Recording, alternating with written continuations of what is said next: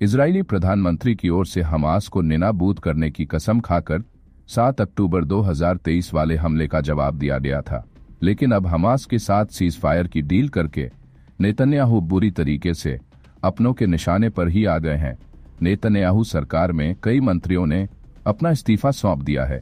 यहां तक कि इजरायली सरकार में शामिल उमा यहूदी पार्टी ने अपने गठबंधन को भी सरकार से तोड़ लिया है। यानी नेतन्याहू की कुर्सी अब खतरे में है।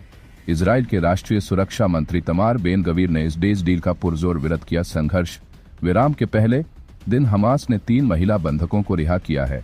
बदले में इजराइल ने 90 फलस्तीनियंस इसे अपनी जीत मान रहा है, क्योंकि इजराइल जैसा देश उसके सामने सीज फायर पर तैयार हो गया और 1 के बदले 30 पर जता।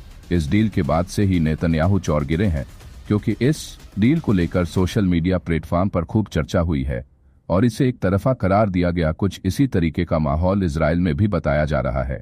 इजराइल के राष्ट्रीय सुरक्षा मंत्री इतामर बनवीर ने कुछ इसी तरीके का समझौते पर आरोप लगाया और इसके विरोध में मंत्रिमंडल से अपना इस्तीफा सौंप दिया।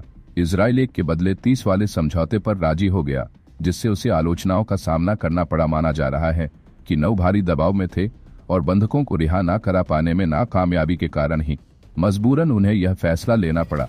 बेंजामिन नेतन्याहू की कुर्सी कितने दिन तक सेफ रह सकती है, ये कहना अभी जल्दबाजी हो सकती है।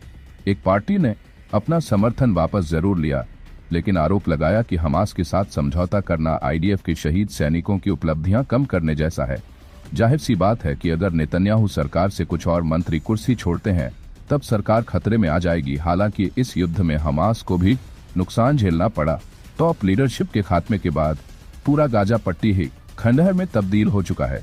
सवाल है कि क्या इंसानी बस्ती को फिर से बसाया जा सकता है, और अगर हाँ तो कितना आसान होगा इसे बसाना। फिलहाल हमास की अल-कस्साम ब्रिगेड का फुल किट जब गाजा की सड़कों पर वापस दिखा तो ऐसा लगा कि हमास का उत्साह बढ़ चुका। वहीं दूसरी ओर कहा जा सकता है कि सोच और जज्बे के साथ नेतन्याहू ने हमास को खत्म करने का ऐलान किया।